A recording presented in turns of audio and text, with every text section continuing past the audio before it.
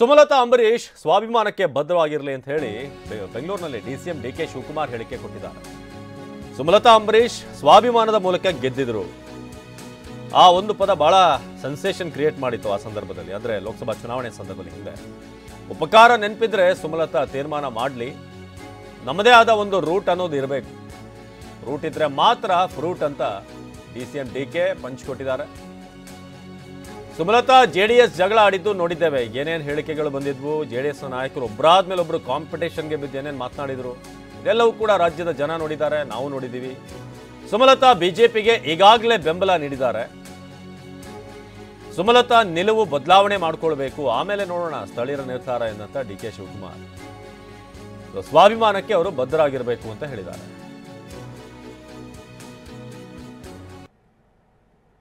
First ಅವರ ನಿಲುವು ಬದಲಾವಣೆ ಮಾಡಿಕೊಂಡ್ರೆ ಬಿಜೆಪಿ ಪರ ಐಡೆಂಟಿಫೈ. ಆನಂದ್ ಮನೆಯಲ್ಲೇ ಅಗರಬತ್ತಿ ತಯಾರಿಸಿ ಒಂದೇ ಮಷೀನ್ ನಿಂದ 7 ಲಕ್ಷ ಗಳಿಸ್ತಿದ್ದಾರೆ. ನೀವು ಕೂಡ ಅವರಿಂದ ಕಲಿಬೇಕಾ?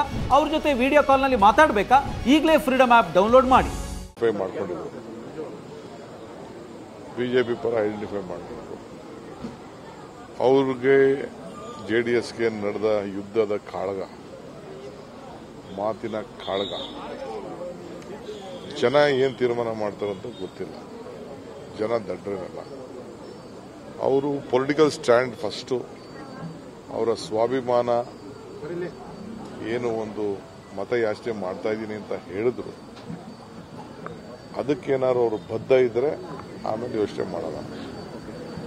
ಅವ್ರದ್ದು ಬದ್ಧತೆ ಬದಲಾವಣೆ ಆಗದೆ ಹೋದ್ರೆ ನಾವು ಅದಕ್ಕೆ ನಮ್ಮ ಲೋಕಲ್ ಅವ್ರಿಗೆ ಬಿಡ್ತೀವಿ ನಾನು.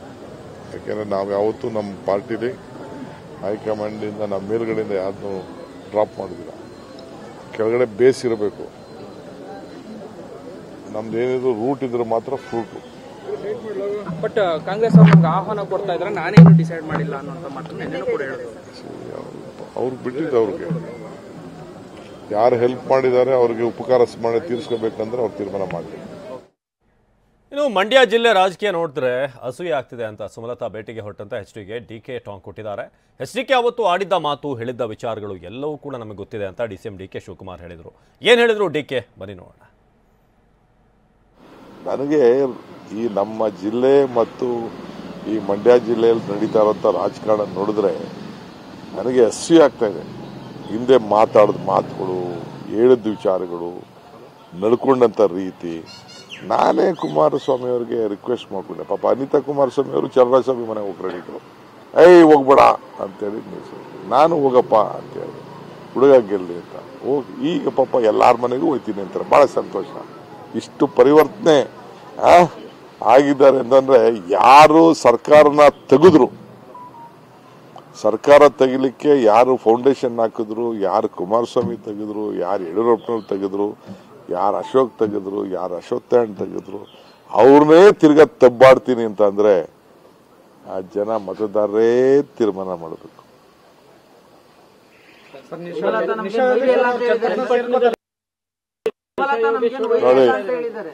ನೋಡಿ ವೈರಿ ಅಲ್ವೋ, ನಾನು ಯಾವ ವೈರಿ, ಯಾವ ವಿಷ ಹಾಕ್ಬಿಟ್ಟಿದ್ದೆ ನಾನು ಯಾವ ಬೆನ್ಚೂರಿ ಹಾಕಿದ್ದೆ? ಅಮೃತ ಕೊಟ್ಟವನ್ಗೆ ಬೆನ್ನು ಚೂರಿನಾ?